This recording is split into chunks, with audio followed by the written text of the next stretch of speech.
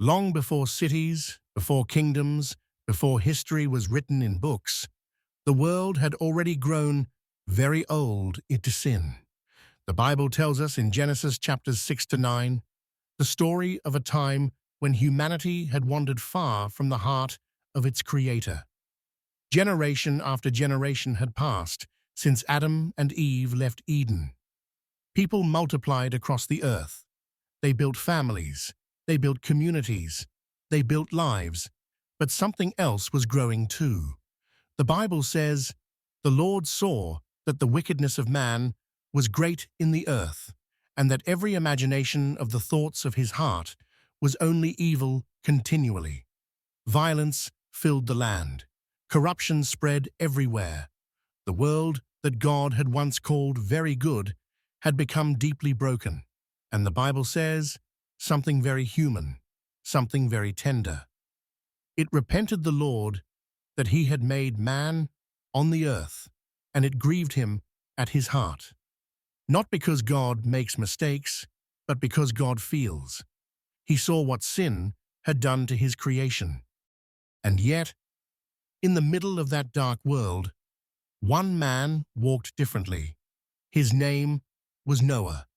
Genesis 6 tells us, "But Noah found grace in the eyes of the Lord." Noah was not perfect, but he was faithful. He walked with God, and one day God spoke to him.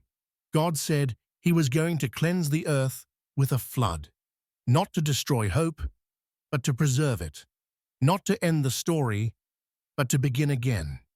God gave Noah very strange instructions. Make yourself an ark of gopher wood. This was not a small boat. This was a massive vessel, longer than a football field, taller than a 4-story building, built not near the sea, but on dry land. And God told Noah that animals would come to him, 2 by 2, some by 7s, and that his family would enter the ark with him. Noah did not argue. He did not negotiate. He did not delay. The Bible simply says, "Thus did Noah. According to all that God commanded him, so did he." For decades, Noah built. People must have laughed. They must have mocked. They must have said, "What is rain?" Because rain had not yet fallen like this. But Noah kept building. Every hammer strike was an act of faith. Every plank was a testimony.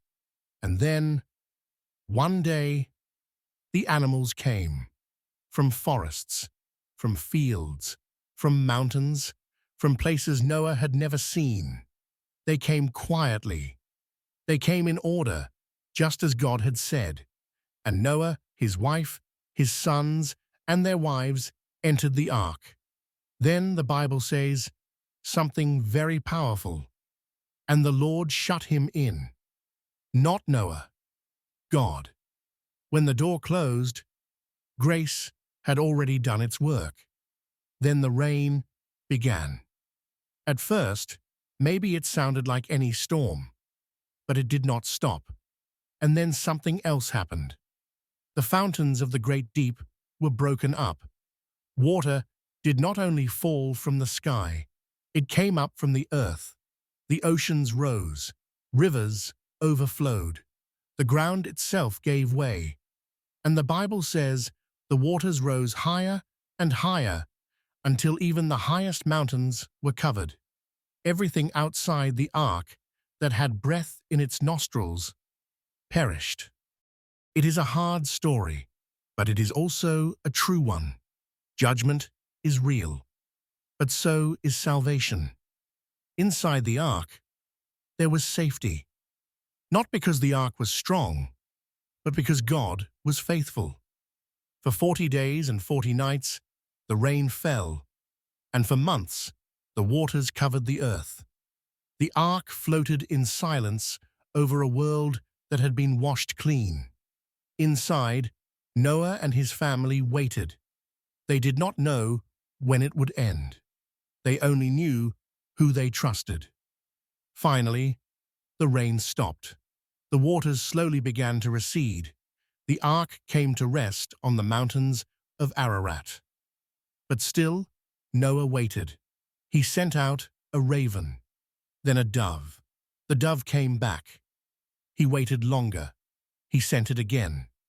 And this time it returned with an olive leaf, a small sign, but a powerful one. Life was returning. Hope was returning. When the ground was finally dry, God spoke again. "Come out of the ark." And Noah did something beautiful. Before he built a house, before he planted a field, he built an altar, and he worshipped. And the Bible says, God made a promise. "Never again will I destroy all life with a flood."